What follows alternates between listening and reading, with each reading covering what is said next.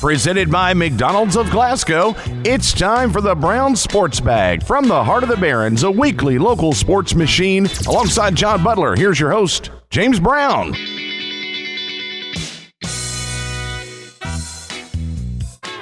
All right, John, we come in today with a little reverb going on there from James Brown.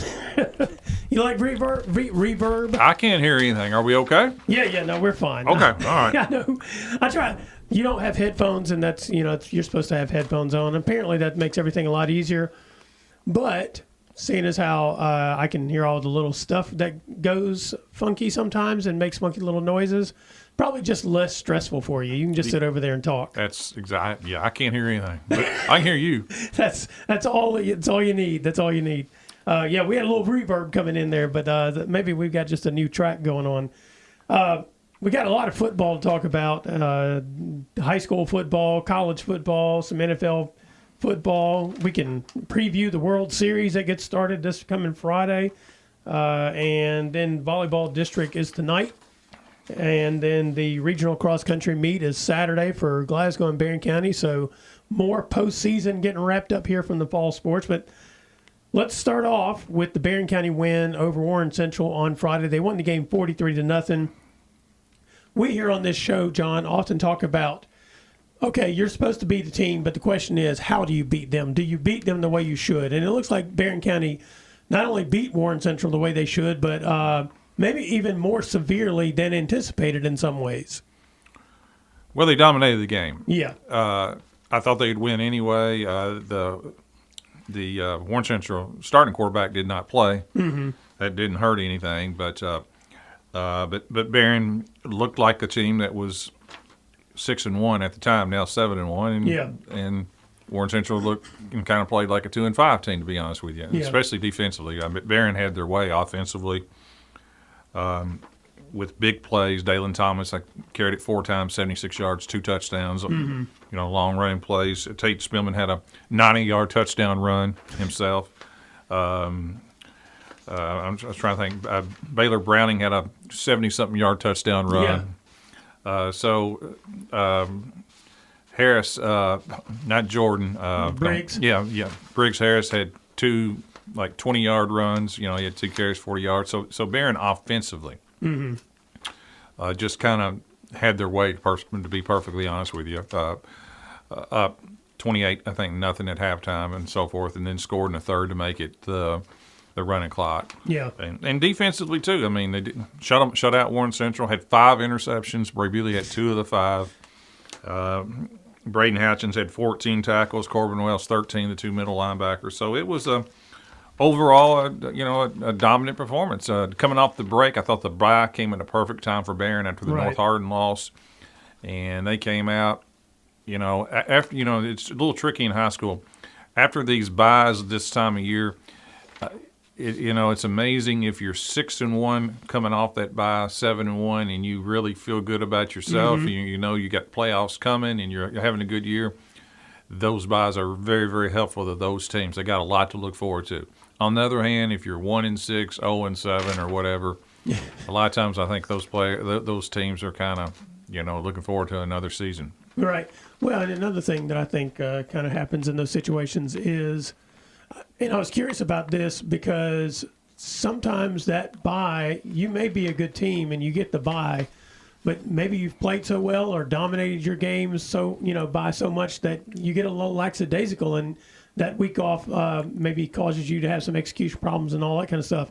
Not the case for Barron. I mean, they as you said, They cleaned up the mistakes they had been making, it looked like, and just executed on both sides of the ball. Yeah, they played really well. The only complaint I think you could have is they're still making some penalties that are quite hurtful. Now, they don't make many, and this is a credit to the coaching staff. They have very few unsportsmanlike or personal foul penalties. They're just procedural kind of things. But they do have too many procedural penalties on defense, jumping off sides of things they need to solve.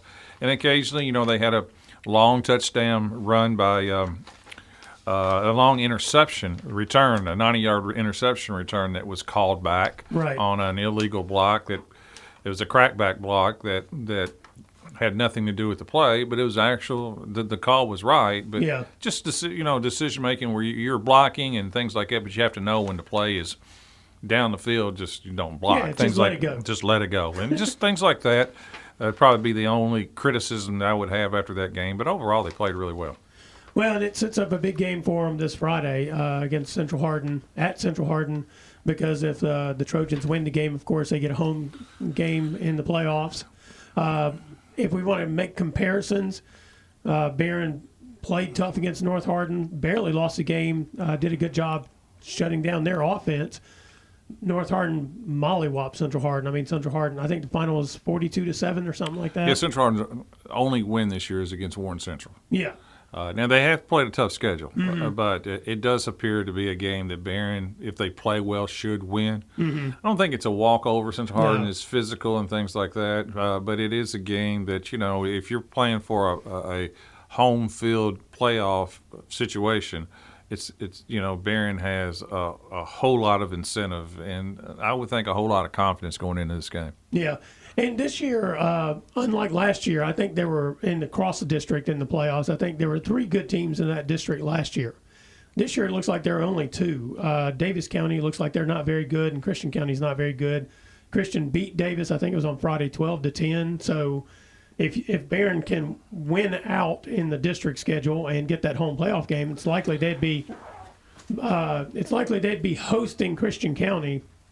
A team that, when we was in 5A, had played many times in the playoffs. Right. Always at Christian County. Yes. But back then, Christian County was always really, really good, Yeah, too. they had guys like Kiki Tandy and Yes, stuff like that. right. So they- it would be interesting to finally host Christian County and possibly actually probably being a favorite over Christian County. Yeah, and Christian County's kind of in a strange situation because maybe this is the last year they're going to be Christian County playing football. Yeah, they're consolidating with Hopkinsville. Yeah, and so there's going to be a new school, and that's why they're playing a 6A schedule at this point because they're technically a 5A, but when they redid this thing, they just went ahead and moved up to 6A with the anticipation that possibly next year there will be no more Hopkinsville and Christian County. They're just going to be whatever they're going to call that school, and there'll be a 6A school by consolidation numbers.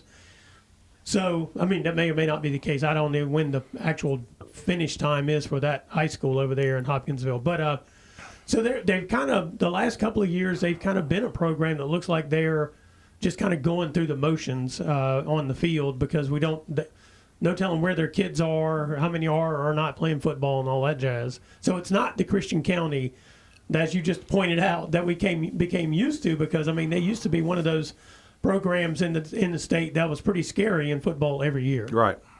So so anyway, there's a lot on the line for the Trojans. Look forward to hopefully they play as well as they did against Warren Central. Really, in every game they've played this year, they've played well, and they have a real good shot of earning that home field advantage in the first round of the playoffs. They got to play at home last year, but they backed into that because of North Hardin's ineligible players. So this would be a different animal for them. And as you pointed out, probably a favorite in that first round game as well. I would think so. Yeah. Meanwhile, the Glasgow Scotties, you and I have said this on this show repeatedly this year, the defense is good for Glasgow. The offense has been a struggle. And that was definitely the case again Friday night, although I thought the offense against probably the best team they've played this year, their offense actually played better than it had in prior games, and they didn't make as many mistakes. But they took a team in Hart County that averages 330-something yards per game rushing and, I think 43 points per game, and they gave up 15 points to them. They lost the game 15-7. And if you're on the defensive side of the ball for Glasgow, I mean, you kind of have to look up sometimes and think to yourself, what do we have to do to win a game? I mean, because we're doing everything we can. Now some of those people are turning around and playing on offense. Yeah, I was going to say, they're the same players oftentimes. Well, Yep. maybe they got to look in the mirror and ask what they're doing on the offensive side of the ball. Well, it was a really good performance by Glasgow coming off a break. Yeah. They had lost 4 straight coming off a break, and as I just mentioned, sometimes, teams this late in the year, sometimes they may mentally give up, and move on to something else or whatever. But Glasgow didn't. They may have played their best game all year, only losing a 15-7 to an undefeated Hart County team who, remember, went to the state semifinals last year and whose low low point output this year was 39. Yes. They'd been 39 or over in all their games this year, including some 50 and a 60 and so forth like that. So to hold them to 15 and I think it was a 0-0 at half, or it was 7-7 for a lot. 7-0 at half. Hart County scored with like 30-something seconds to go before halftime. Right. So 15-7, Glasgow gave themselves every chance to win the game. Yeah. Hudson Gunn, 9 out of 17, 143 yards and a touchdown. That's very respectable. Really nice pass to Jalen Bradley. Jalen Bradley had the touchdown pass. That's correct, and so forth. So. Trace Smith had 14 tackles. Yeah. Obviously, if you're going to hold an explosive Hart County team to 15, somebody's doing some good things on defense. So, and they had 2 interceptions too. Glasgow did. So, I was surprised. Of course, I was doing the Barron County game. We kept getting reports, and I didn't really think Hart County would blow Glasgow out. Mm-hmm. I didn't think it was going to be running clock or anything like that. But to be that tight for the entire game, I thought that was a good performance for the Scotties. I kind of envisioned something akin to their game against Allen County Scottsville because Hart County throws so many wrinkles at you with their running game that they have good running backs, but they're sort of like Barron. They don't really have like a feature back. And so they have multiple guys who are going to be coming at you, and it's kind of a hard thing to keep up with sometimes. Probably playing Barron helped Glasgow. Yes. Because I think Hart runs a lot of that same wing team, triple option type deal. Yeah. Right. And so, it probably did. And then you mentioned the interceptions. I think that's Kellen Stone had one in the game, and that was his 5th of the season, I think. I think he's leading 3A in interceptions. And then Kanan Allen had the other one. And the one Kanan Allen had was actually supposed to be a screen pass, and he just jumped the screen pass and picked it off, which, you don't see that happen very often. He just did a really good job reading it. But then you kind of look at the situations where both of the touchdowns they gave up were on pass plays. And I'll tell you this, the first one in the first half, this is the measure of the difference sometimes between something going your way and something not. Because Glasgow basically got a free runner at the quarterback, and the tailback managed to chip him just enough to keep him from hitting the quarterback as he was throwing the ball. Mm-hmm. And then I think the one late in the game that was the go-ahead score, it was they didn't get a free run at him that time. I think what happened there was it was like inches from an interception probably. Yeah, game of inches. You hear that in a lot of sports. Yeah, and so it's like one of those where you can look at this game and you can say, well, I know a lot of folks are like, well, why did Glasgow do this on offense and why did they do that on offense? But their defense was just, to me, inches from pitching a shutout. And, that's – I'm not sure what more you could ask. Plus, if you look at Glasgow has lost 5 in a row. They could have won 3 of those games. I think the Barron game, they weren't going to win that one. They just never could really get anything done offensively. But you look at the Adair County game, give up 2 kick returns. Mm-hmm. You look at the Franklin Simpson game, I think they had 4 turnovers in that game. You look at this game, it's just a couple of plays, here and there. This is a team that really doesn't have a bunch of seniors, has a bunch of juniors and sophomores playing, and they're narrow misses in a lot of these games against pretty good teams too. And so I kind of have to look at this season for them. The last time they lost 5 in a row was when they went 0-12, 0-11 in 2008. Well, they're not going to lose 6 in a row. No, I'm pretty sure they're going to beat Butler County. They're going to beat Friday. Butler. Yeah, they're going to get right against Butler County. Yeah, and then that'll get them a playoff game. The downside is I have to hit the road to Union County again this year. They had to go over there 2 years ago, and I don't know if you keep up with Union County at all. Probably not. I don't. Yeah, it's over there on the river. Who keeps up with them other than the people who live over there? But they have this running back named Jaron Johnson. Mm-hmm. He's averaging 164.5 yards a game and 3 touchdowns a game. He's outstanding, and he's had some explosive games this year. So, they if Glasgow can get the win at home against Butler County on Friday, which I also think is their rescheduled homecoming, if I'm not mistaken, and they'll get in the playoffs again. They won't miss that.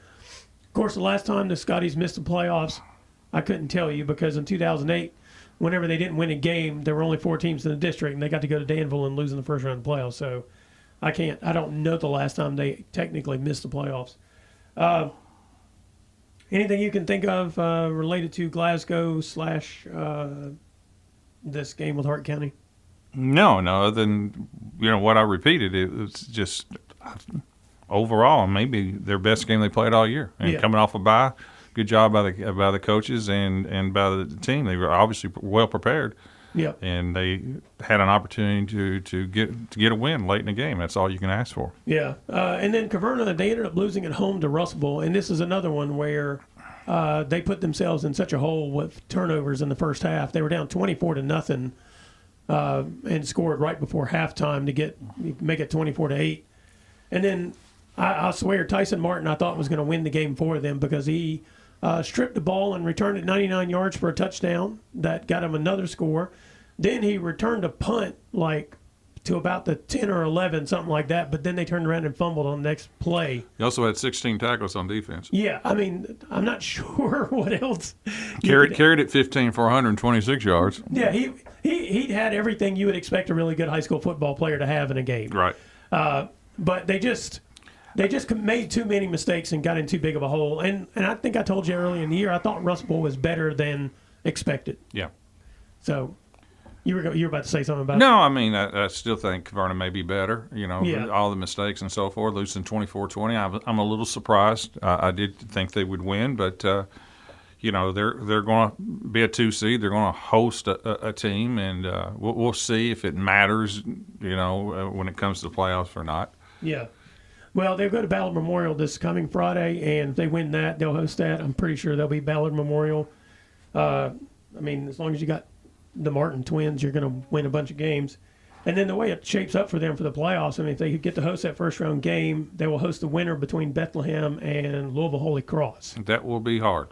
It will be because Bethlehem's the team they played last year. Now, I think there are 3 good teams in that district this year. You have Campbellsville, you have Kentucky Country Day, and you have Bethlehem. I think all 3 of them are pretty good. You think? Yeah. I think Campbell's is number 1 in the state. Yeah, they are number 1 in 1A, aren't they? So maybe they're all good, Yes. not just pretty good. Yes. Louisville Holy Cross, I think, is actually down some this year compared to the last few years. So, but unfortunately, but I could be wrong about that because I think Kentucky Country Day only beat them like 22-19, so maybe they're not actually down. No, I think those are 3 very good single A teams. Yeah, and so we'll see. It'll be a tough first round matchup, whomever they wind up with, because that other district over there has just been outstanding the last couple of years. But they've been playing for the opportunity to have another home playoff game, and I think that would be the first time they've had home playoff games 2 years in a row. And they were trying to win a district 2 years in a row for the first time, I think, in school history. So missed out on that just slightly. But, you can't really fault Tyson Martin's effort. I'm not saying other people didn't play well, but I am saying in that second half, I mean, he really kind of took that game over. And He's not the only local player that played great this week. Yeah, who's out?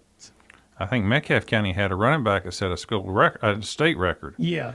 Byron Kirkland Lundy. Yeah, 10 touchdowns in a game, right? Why did you give it away? In their 70-46 win against Clinton County. That is a nutty score anyway. he carried it 23 times for 490 yards. Yeah. Now, I don't think that's a state record.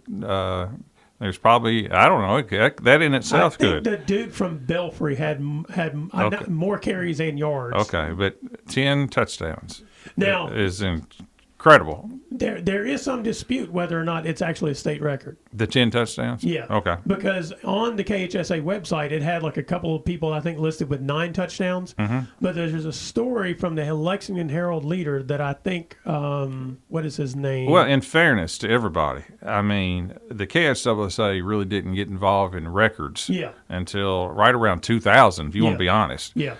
Just because I was coaching from 94 to 2014. Uh-huh. And the first so many years, you didn't have to put anything on there. And then after that, you could put some, wasn't required. And it wasn't at the very end that you had to put, your stats and everything on there. So, I mean, there could be people in the 60s, 70s, 80s that has more than that. And I don't know if we know it or not.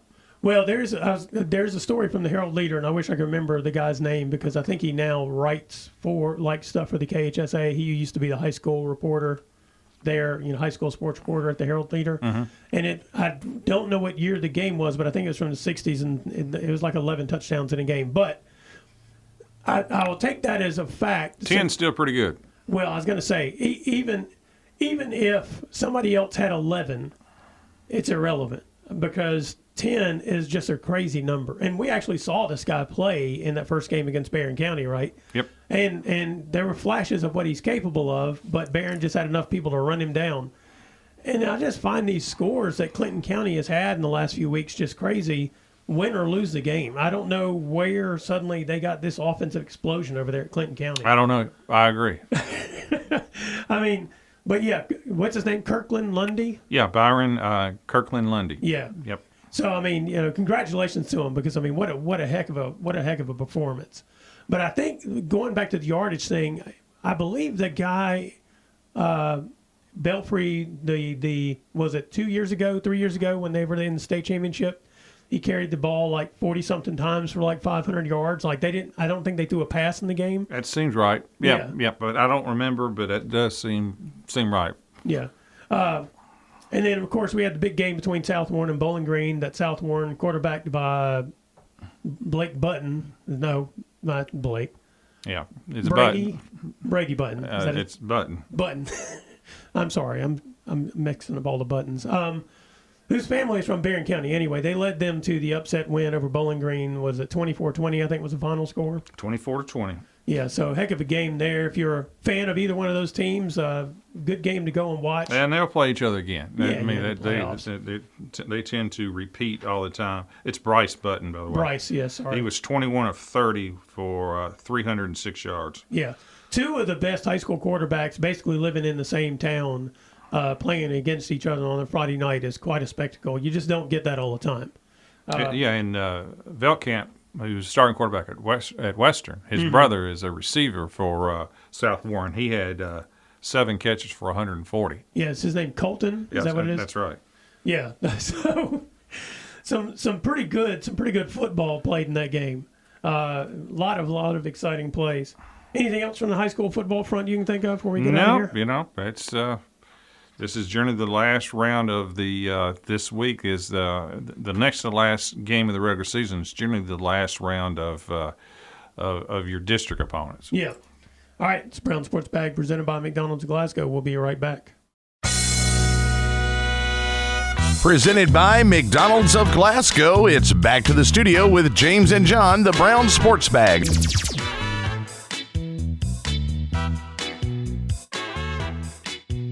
Well, John, I think I may have been wrong about something I said about college football earlier in the season whenever Kentucky's defense held Georgia to 13 points. Because I came on and I said that, and I may have said it the next week after they beat Ole Miss 20-17, that they may have the best defense in the country.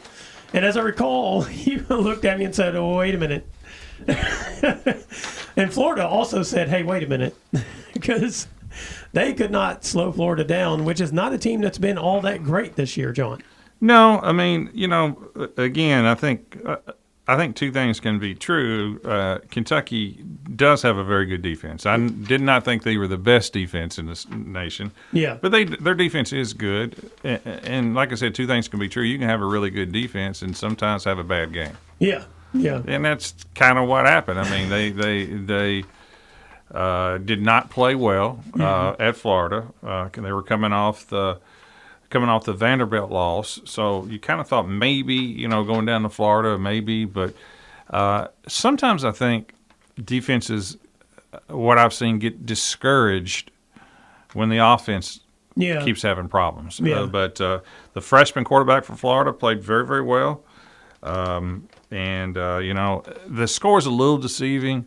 They put up some points late in the game to really move it out there, 48-20. For the most part, it was fairly competitive. But offensively for Kentucky, they just really struggle. I mean, it's not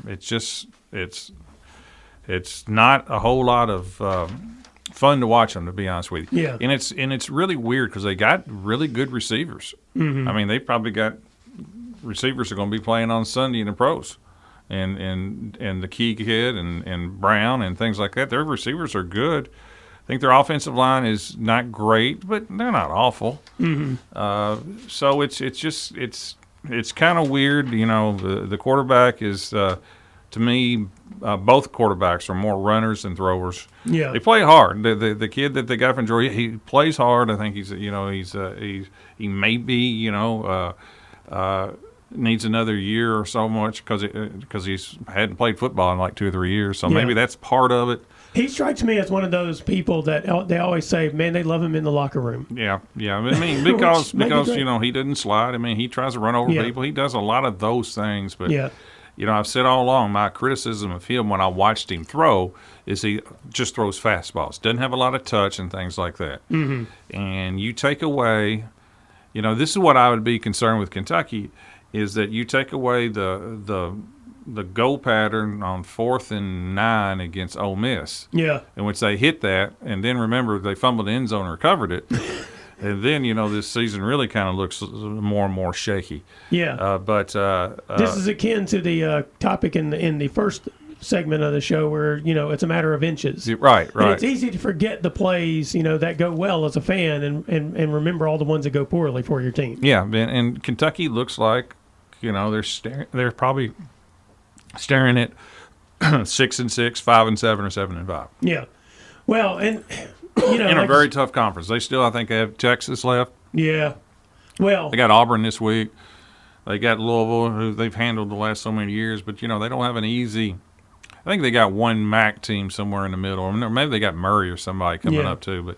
But they still got a lot of football to play.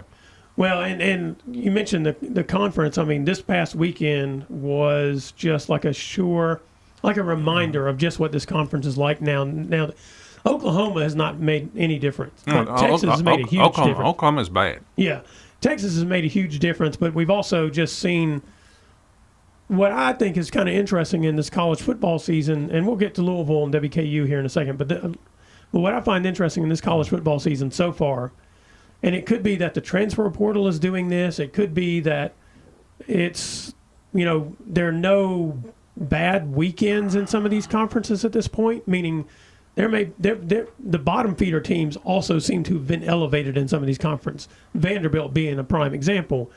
But when I was looking at the ACC, so you got Clemson, Miami, SMU, first year there, Pittsburgh, which has been a little better lately, but had a long stretch of being bad. Yeah, they're undefeated. Yeah, and then Duke are the teams with the best records in the ACC. So, I mean, you got one team that was not there, Pittsburgh and Duke, who are historic. Well, wait a minute. Pittsburgh historically is pretty good. Historically, we'll call it a 10-year window of them being a doormat, and Duke has also basically been a doormat a lot for long stretches in the ACC. And then, Miami historically has been good, but it's been up and down. Recent years, it's made a comeback. Clemson is the only one of these that's been at the top of this conference going back. If you pick 15 years, they've been at the top the whole time. Two national championships. Yeah, the Florida States of the world, nowhere to be found. The Florida State was last year 12-0, and did not. They were 12-0 and ended up being 12-1, right? Yeah. Yep. And this year they're 1-6, I think. Yeah. I mean, so it's just kind of a fascinating flip there. Then you look at the Big 12, which, with Texas and Oklahoma gone, then you're left with a lot of the bottom feeders historically in the Big 12. But in there you have BYU, which is I think in their first year in the Big 12. No, second. Second year. You have Iowa State, which has historically been not great. Kansas State also historically not great. Although, during the Snyder years, they were competitive. I was going to say, not bad. Yeah, they were competitive. So you've got those three. Those are the threes with the best records in the Big 12. And like I said, I mean, you're missing Oklahoma and Texas, which would usually be at the top of this, but you're also missing what? Oklahoma State and Colorado's good. Yeah, so they've got things turned around. Back in the Big 12 from the Pac-12. Yeah, they've got it turned around this year. They're playing well. Yeah, they are surprisingly better than I expected them to be, especially the first couple of games where I was like, I got 2 top 5 picks in the draft. I mean, they might have the best player in college football in Travis Hunter. I mean, that guy, he's a real Heisman hopeful. Yep. And then in the Big 10, you've got Oregon. Okay, they're there for the first year. You have Indiana, which is undefeated. Yep. And is usually everybody's homecoming. You have Penn State, which has been okay. Undefeated. Also undefeated. You have Illinois, which you also usually somebody's homecoming. and Ohio State. So of all those, Ohio State is a traditional power there. Oregon is a traditional power of late, but not in the Big Ten. So, I mean, you look at these conferences and, like, I don't know how it shakes out because we're about the little past the halfway mark of the season, depending on how many games somebody's played. But I don't know how it's going to shake out. But I find it fascinating, some of the teams that are at the top of these standings in these conferences, John. Indiana Yeah. is obviously a surprise. They're historically kind of like Vanderbilt in football. Just not. I mean, Vanderbilt may crack the top 25 for the first time in They did, but in Forever. both polls, top 25 today. forever. Yes. And Indiana's undefeated. Indiana is sitting at a legitimate chance right now of making the playoffs. Yes. They've got one. They don't. I think they avoid Penn State. They do play Michigan, but I don't think Michigan's very good at all. No. They have Ohio State. Yeah. That's going to be. But I think that's their second to last game. Maybe but if they Ohio finish State. 10-1, Yeah. you know, in the Big Ten, which is right up there now with the SEC and the Big Ten, I guess is the two big wigs right now. I mean, Oregon being number one, that's not a surprise. They're historically been really good. Texas just dropped. I thought they looked terrible against Georgia. Georgia's up there. I guess just the surprises, the Indianas, the Vanderbilts, and things like that. Nothing else really jumps out at me as a Army and Navy are both 23 and 24. 23 and 24. I'm glad to see that. Yeah. That and Vanderbilt and Indiana. I mean, that makes me feel good. Yeah. I mean, I do like that part about it. Well, and Miami does not surprise me. They're 6, but their defense is not very good. I can't see them. I think they'll definitely make the playoffs, but I can't see them beating a top-notch team with their defense. No, their defense. Great isn't very quarterback, good. though. Great quarterback. I was going to say Cam Ward might be. I think from the quarterbacks I've seen play, he's my favorite that I've watched play. He looks like an NFL quarterback now playing at Miami. He does. Mm-hmm. And, he's a lot of fun to watch as well. It was a fun game between them and Louisville. Yeah, and let's talk about that. I mean, because you want to talk about Louisville, meanwhile, has played turns out their schedule is much tougher than it looked on paper, I think, at the start of the season. Yep. And, Miami was going to be good, but I didn't know they were going to be this good, especially offensively. Did not see SMU coming at all. And then, of course, Notre Dame, they're in the top 25 as well. And other than their blunder against Northern Illinois, they look pretty good as well. And so Louisville's schedule has turned out to be quite tough. But what a game they played against Miami on Saturday. Yep.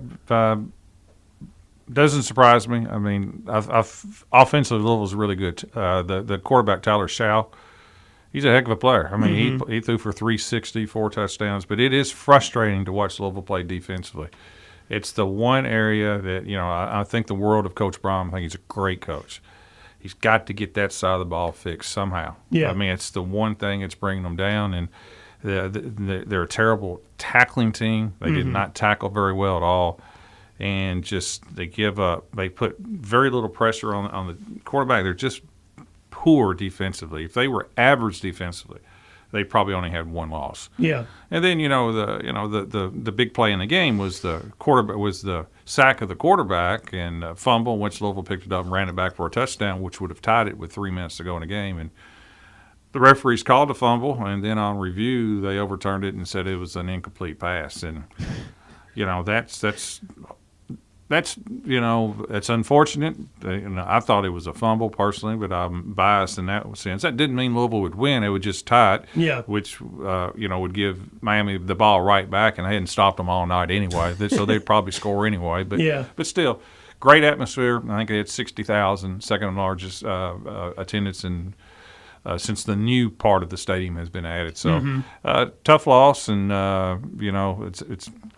They put a lot into it. They got a tough game this Friday at Boston College. Maybe Louisville and Kentucky should consider consolidating their football programs. They'd have a real team. I know, they're opposites. That's right. Yeah. Meanwhile, WKU, that was a good win, I thought, at Sam Houston. Yes, it was. Very good win. And, again, Caden Veldkamp, just tremendous. Yeah. I mean, 31-14 against Sam Houston, I think, was 5-1. Yeah.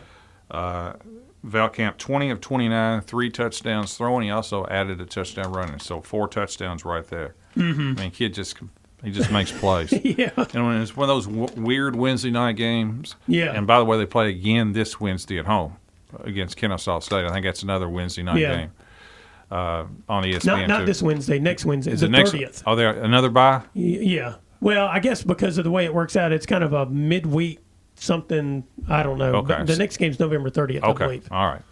Which will be on a Wednesday. Yeah. Okay. but WKU's having a good year. They are. And it's kind of weird because at the beginning of the season, it looked. Well, they start off with Alabama. Well, I don't even mean that game, Yeah. but I mean, their offense did not look great early in the season, minus the Alabama game, until Veltkamp got in there, and now, he's just making plays, and frankly, the defense is making plays. Yeah, he's got a little Josh Allen in him. He does indeed, doesn't he? Size-wise, big arm. Yeah. Can also run. Yeah, I mean, he's another one of those. People probably love him in the locker room because he'll finish a run by trying to run somebody over. Well, probably. I don't know what he's like in the locker room, but I do know players like winners. Mm-hmm. They win with him. Yeah. Who's your favorite person in the locker room? The one we win with. That's correct. We talked about a little bit about the SEC and that kind of stuff, but there are 6 teams in the SEC with 1 loss, and Alabama isn't one of them. They lost the game on Saturday. They got real trouble. It's been a little surprising, I'll be honest with you, with how they have dropped in terms of discipline. That's what surprises me. Yeah. I watch them play, and they get a lot of penalties, a lot of personal fouls, a lot more mouthing than they did under Coach Saban. Yeah. And I didn't really expect that it would change that quickly. Mm-hmm. And not that they're, losing at Tennessee is no disgrace. Yeah. Losing at Vanderbilt was the eye-turner. Vanderbilt has got a good team. Vanderbilt outplayed Alabama. Yeah. And just the amount of penalties. And Melrose, their quarterback, I thought he was going to take a big leap up and maybe be even that Heisman Trophy. He makes a lot of interceptions himself, and I've been disappointed in Alabama, to be honest with you. Well, I tell you what, the 17-year-old freshman is his security blanket, and if he can't get that man the ball, what's his name, Ryan Williams, I think? If he can't get him the ball, then that seems to be Milrose's issue. Every time they need a big play, that's who they're going for. And after the Georgia game, people are really paying attention to that dude. Well, they have more players than him. You should not be just concentrating on one player at Alabama. They got plenty of receivers. It's their defense. It's just their lack of discipline. It's just shocking to me. Well, and you know what? You're talking about the Georgia-Texas game. The interesting thing about that was Georgia's defense was absolutely mauling Texas in that game. I've never been a big fan of the Texas quarterback either. Yeah, Ewers? Not a huge fan. Yeah, and Arch Manning looked slightly better, but not for long whenever he came in there. But you're already in a hole, and you're asking him to try to dig it out. Right. Look, I don't know, but felt like to me that Arch Manning should have just gotten the start from the beginning of the year. And especially your first year in the SEC and that kind of stuff. And Texas is good, but I was a little surprised they were that elevated coming in, out of the Big 12. It's the first. Well, they got to the NCAA. They got to the finals They got to the playoff finals last year, didn't they? That's fine. Yeah, it's not like Texas is, Washington State. It's a historically big time program. Yeah. And undefeated this year, hadn't really had a close game. And No. But Georgia hit them in the mouth at Texas and just, pretty much dominated the game. Again, without the Georgia quarterback playing great. He hadn't played great all year. He hadn't been Peyton Manning this year himself. But, No. But, it was – if you just look those two teams play, Georgia looked better to me than Texas, and the final score showed it. Yeah. Yeah, it was kind of interesting in that sense, being at Texas as well. And my favorite thing about the broadcast, whenever the visiting team comes in and they're just laying the wood on the home team, is when they pan to the crowd and you have the people with the shocked faces, like, I can't believe this is happening. They really have faces that look like they just witnessed a car wreck. And I just love those shots. All right, anything else here in the college football before we get out of this segment here? No, I think that's it. All right. We were going to talk a little in the NFL, but we got some other things we need to get to, so we might chuck that at the end. All right, this is Brown Sports Bag, presented by McDonald's Glasgow. We'll be right back. Presented by McDonald's of Glasgow, it's back to the studio with James and John, the Brown Sports Bag.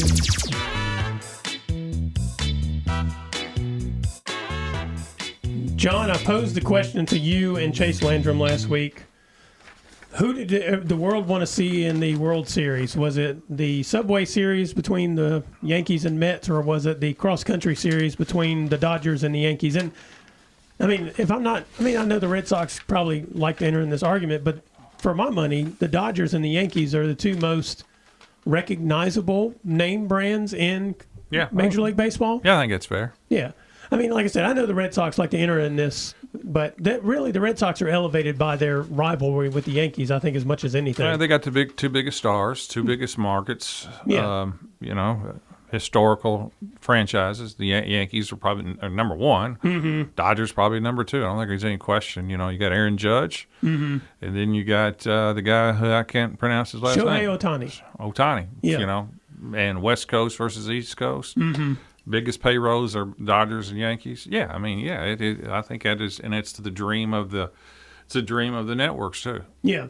If I'm not mistaken, this is the first year, since people really started discussing payrolls and whether or not the payroll equals wins, that the two biggest payrolls are actually playing in the World Series, because one or the other in recent years has been knocked off by some Johnny-come-lately or organization that has built over time. Yeah, baseball is anything can happen in these short series and so forth. I mean, it just so happened this year you have the two biggest payrolls, but it clearly doesn't guarantee you. Yeah.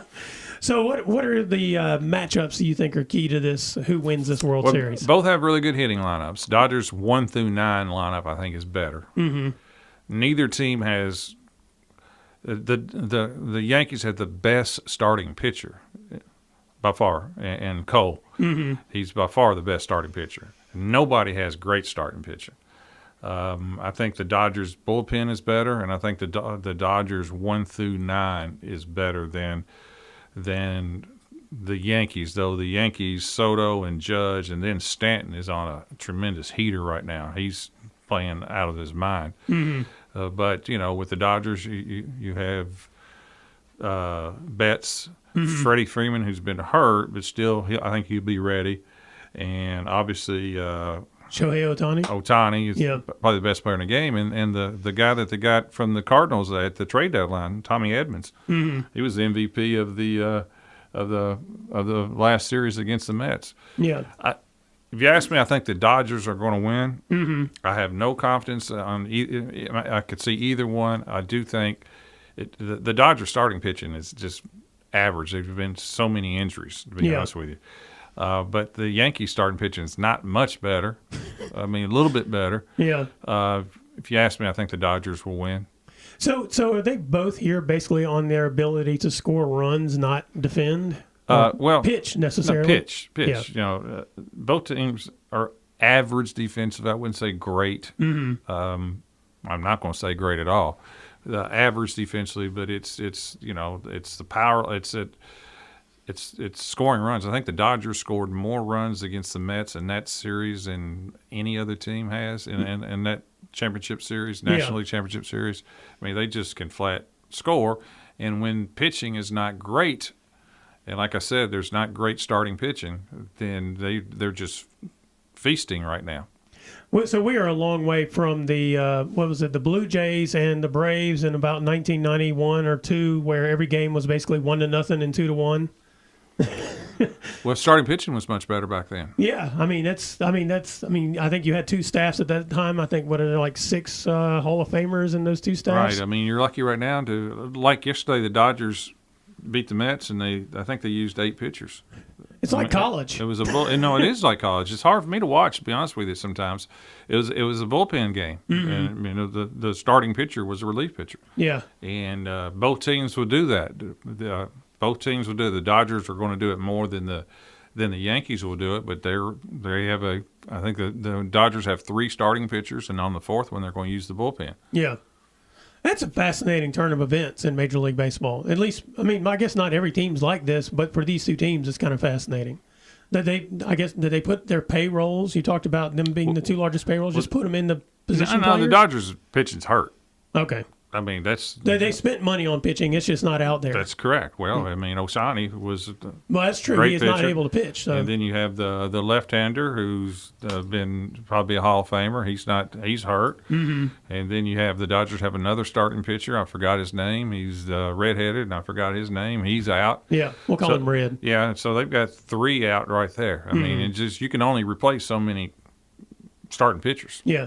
So at some point in time, in this series, does the manager wave to the center fielder to come in there and basically throw knuckleballs? No. I mean, no, the bullpens are good. Yeah. That's what they got. They want to get to. They can get to the bullpen with a lead, whether it's after the 4th inning or 5th inning or 6th inning. That's because the guys that come in for the bullpen all throw it about 100 miles an hour and so forth. Yeah. I mean, that's the state of the game right now. Will it change? Yes, it always goes ups and downs and so forth. Mm-hmm. You know, every pitcher that throws right now almost concedes that they're going to have Tommy John surgery because right now they are taught to spin it and throw it as hard as you can, and you can only do that so long. Mm-hmm. And what I mean by that, if you just watch, if you can make a mental note or write down who the relievers are for the Dodgers and Yankees, those really good relievers this year, and see where they are next year. Yeah.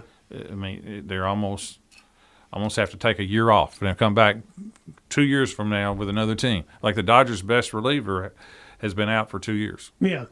Pretty fascinating. Yep. I mean, that's one. I mean, I'm not a big baseball fan, as we've discovered on here before, but one of the things I do find fascinating about baseball versus pretty much every other sport is the way pitchers are used and how the transformation of that has occurred over time, but also continues to just change. They just use they are just used. Yeah, pretty much. It's like manufacturing, basically. So as hard as you can, with as much spin, knowing that you're probably going to have to go through surgery. Mm-hmm. And there's no, like for starting pitchers, there's no like pacing throughout the game and use several pitches and, you know, this and that. It's throw it as hard as you can until you can't throw anymore. Yeah. And that's kind of the philosophy right now. I mean, John Smoltz, who does a lot of the games, former pitcher of the Braves, he's extremely good at kind of. On that team I was talking about. Yeah, with Atlanta, of explaining it and things like that. And it is, you know, there'll be another return of the starting pitcher eventually. Yeah. But right now, it's you can't win unless you've got a dominant bullpen. I guess what part of it, talking about the money side of things, is I would, to me, you're foolish for spending tons of money on a starting pitcher. Yeah, that's what I was going to say. Right now, it's financially feasible, financially preferable to not spend a whole lot of money on pitching, just have as many arms as you possibly can. So basically, instead of having $1 million pitcher, you got $950,000 pitchers. $1 million. How about? I'm just giving a number that makes sense to humans. 40. $40 million pitcher is probably not a good investment anymore. You better go with a bunch of relievers and pay them. Yes. I was just trying to work in round numbers that are humanly possible to understand. And the other thing that's evolved is they're bringing up pitchers much earlier. Yeah. They're not staying 10 years in the minors. Yeah, they're not working on their game. Just if bring you them can throw up. it 100 miles an hour, come up here and throw it 100 miles an hour, and we'll see you maybe next we'll pay year. for your surgery. Yeah, pretty much. Come up. We're going to invest in your surgery while you're playing for somebody else. Yep. Anything else about the World Series you can think of? No, John? starts Friday. I look forward to it. Yeah, I think it'll be an interesting one. It may be one I actually watch. Yep. All right, it's Brown Sports Bag presented by McDonald's of Glasgow. We'll be right back. Presented by McDonald's of Glasgow, it's back to the studio with James and John, the Brown Sports Bag.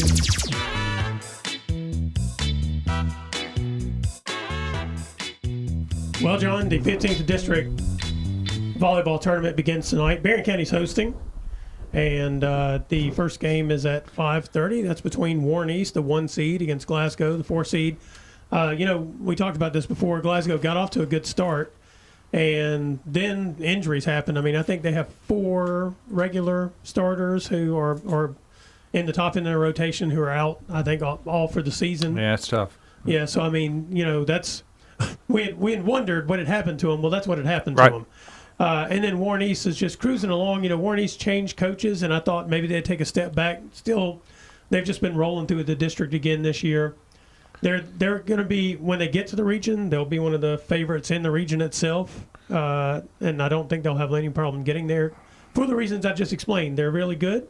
Glasgow's 3 or 4 of their best players are out, so that's a real challenge for them. And then the late game will be Barron County against Allen County Scottsville.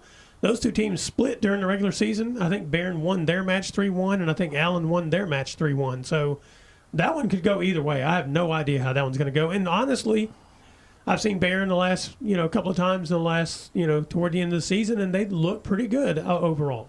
They're playing a lot better than they did early in the season. Then they'll need to play well. Yeah, they will. And so I've not seen Allen play yet, so I don't know. I don't know really what to expect from them. So anyway, that should be a dead heat match. And then, as we mentioned at the top of the show, the cross country postseason begins this Saturday. Glasgow runs in 1A, and they'll be running at the Hardin County Fairgrounds, and I believe they start at like 8:30 in the morning, our time. And then Barron County, no, the other way around. They start at, I think, 12:30 in the afternoon, our time. The 3A is for Saturday morning at the Hardin County Fairgrounds, and Barron will run about 8:30 in the morning.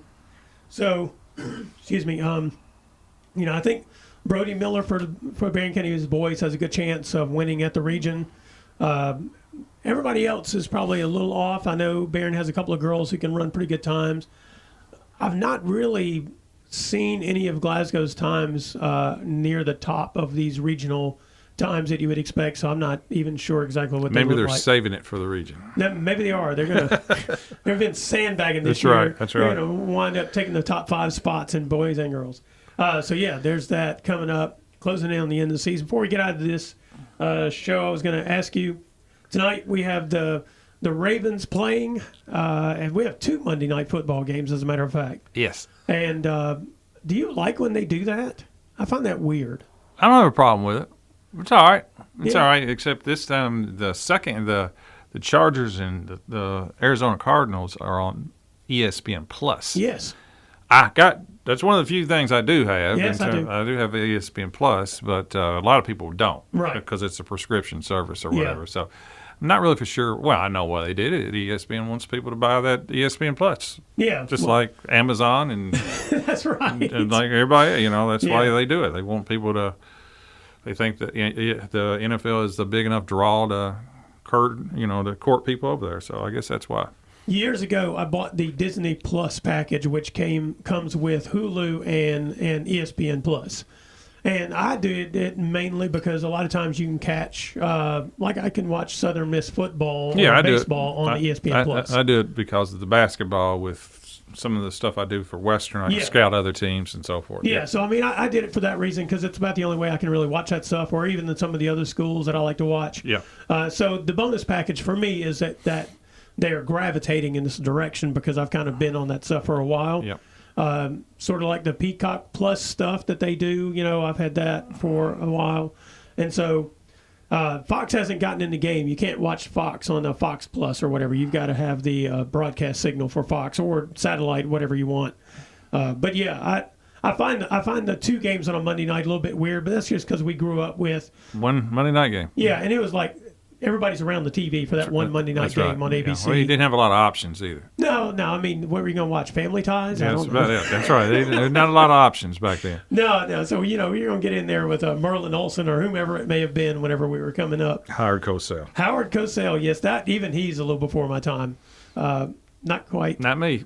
Well, I remember him as a child, but I remember him more for the boxing stuff than I do actually the Monday Night Football. But, yeah, we're dating ourselves a little bit. But anyway, good games. Anything from the NFL weekend that stood out to you? No, Kansas City stays undefeated despite Patrick Mahomes not playing great. Yeah, but he did pancake somebody at the goal line. Yeah, Aaron Rodgers loses again. Yep. Well, going to be a tough season for some folks. All right, it's Brown Sports Back, presented by McDonald's of Glasgow. We'll be back next week.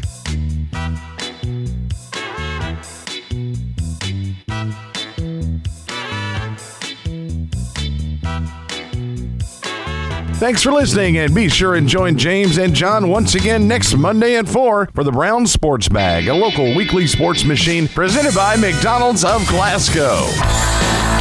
Coming soon to your FM dial, this is Fox Sports Radio, WCDS Glasgow, AM 1230.